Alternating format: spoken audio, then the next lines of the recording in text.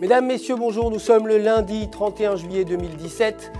Les actions américaines ont terminé mitigées après la clôture vendredi. Les gains dans les secteurs de la santé et des finances ont été compensés par des pertes dans les secteurs des biens de consommation et des télécommunications. Le Dow Jones a pris 0,15%, le S&P 500 a perdu 0,13% et le Nasdaq a également perdu 0,12%. Le dollar américain a baissé par rapport aux devises majeures vendredi après des données indiquant que la croissance économique des États-Unis s'était accélérée au deuxième trimestre. Cependant, la croissance des salaires est restée lente.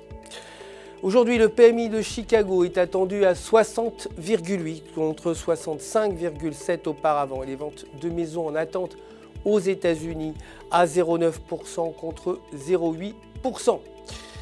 Côté matières premières, l'or s'est apprécié, clôturant à 1269 $ l'once et le pétrole brut a également progressé, terminant à 49,70 $ le baril. Concernant les devises, l'euro a terminé en hausse par rapport au dollar, alors que l'optimisme sur une économie croissante de la zone euro a continué à soutenir la monnaie unique.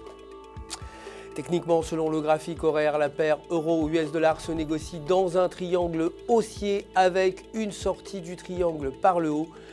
Elle pourrait se rapprocher des 1,1850 tandis qu'une sortie du triangle par le bas entraînerait une baisse vers 1,1500. La livre sterling pour sa part s'est appréciée face au billet vert à 1,3130. Selon le graphique horaire, la paire dollar américain livre reste sous la ligne de résistance à 1,3155 et si la paire maintient ce niveau, elle pourrait atteindre les alentours de 1,2900, mais s'il franchit cette résistance, le câble pourrait augmenter vers 1,3250. Enfin, le dollar canadien a augmenté contre le billet vert vendredi alors que la hausse des prix du pétrole et un solide rapport de croissance canadien appuyaient la demande de la monnaie locale.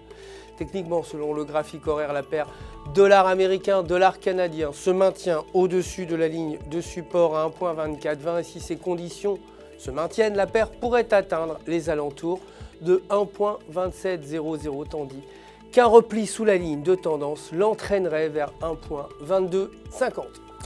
C'est tout pour aujourd'hui, merci de nous avoir suivis. Je vous retrouve évidemment demain matin pour la suite de l'actualité des marchés du FX. D'ici là, n'oubliez pas de vous connecter sur www.ufx.com pour retrouver votre gestionnaire de compte personnel et pour tous vos besoins de trading. Toute l'équipe du FX se joint à moi pour vous souhaiter une excellente journée sur les marchés.